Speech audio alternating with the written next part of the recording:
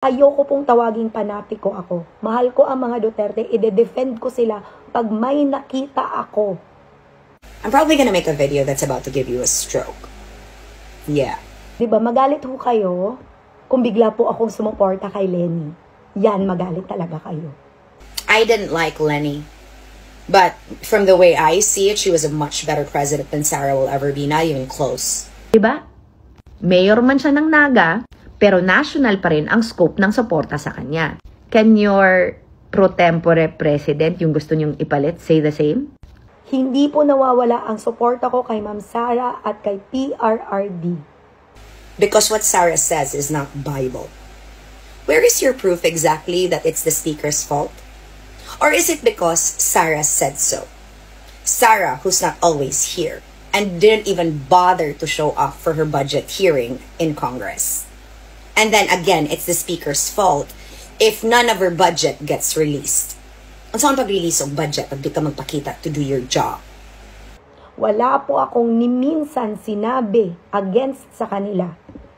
But then again, if you are going to be manipulated to think that corruption is being done by the people, supposedly because Sara says so, then you are mistaken. And sana ako, sige, kung yan ang tingin nyo na kumampi ako kay Romualdez, sige. Pero never nyo akong maringgan na magsasabi ako ng anything against Ma'am Sara and PRRD because I will never do that. The reason why PRRD is in the ICC is because he has always wanted to be accountable for the war on drugs. That's why I would much rather that he faces whatever he needs to face. But at the end of the day, if that's one of the reasons you're going to go to a rally is because, oh, you want him to come home, that's also not going to happen. Because the only people that can make him come home is the ICC.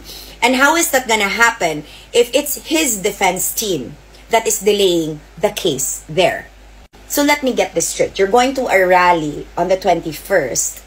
You're going to incite sedition, probably go to jail for 6 to 12 years, or pay a penalty of 400,000 for Sara, who's never here. For Sara, who doesn't know who you are, but you're so loving and loyal to her, and what is she gonna give you in return? She's gonna be president, and then what? Automatically, all of the problems will disappear? So kung tatakbo sila sa 2028 para president, sino susuportahan mo? Wala pong nagbabago, Sara Duterte pa rin po.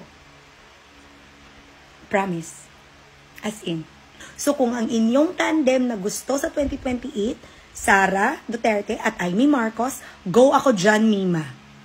You think that they will not be vindictive? So we are going to replace our calm, collected president who wants to stop this corruption with a vice president that throws tantrums more than she works. See, I told you it's going to give you a heart attack because it's the truth. Because for every time the vice president throws a tantrum, we're supposed to look the other way. Because she is supposedly not subject to accountability. And that was what the impeachment proceedings were for her to be accountable for the things that she did so publicly that you all want us to pretend never happened.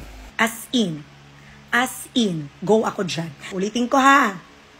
Kung sino ang aking presidente sa 2028, si Sara Duterte po. At this point, if we're just talking about being vice president, Lenny was better. Oh, not because I'm a traitor to the Dutertes. I've made very clear. Hayaan niyo lang ako kasi may paninindigan ako na hindi ko talaga pwedeng i-compromise. Kung may gusto akong panindigan at kung alam kong tama ako sa isang bagay, dun talaga ako. I'd like to remind the Kakampings that if this ever happens, then the Akbayan would be the very first to go. It will be replaced by the Duterte youth. That the Lima will go back to jail and Bam and Kiko can kiss their careers goodbye.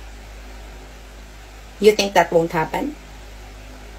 You go to a rally on the 21st or whenever that is, but make sure that you do it for the right reasons. That yes, you are mad at the corruption, but once your placard says President Marcos resign, automatically, nope, pass. And replace him with who? Lagi? Sara? Pass. As volatile as that? Yeah, idol na ako siya to nanumbag siya og sheriff, thinking it was the right thing to do, but throwing a tantrum because you don't get what you want, and lying for years and manipulating the Filipino people because of love and loyalty, lupig pa muni ka og tae. I'll pass. Hindi naman kasi ako balimbing. Unitin pa din.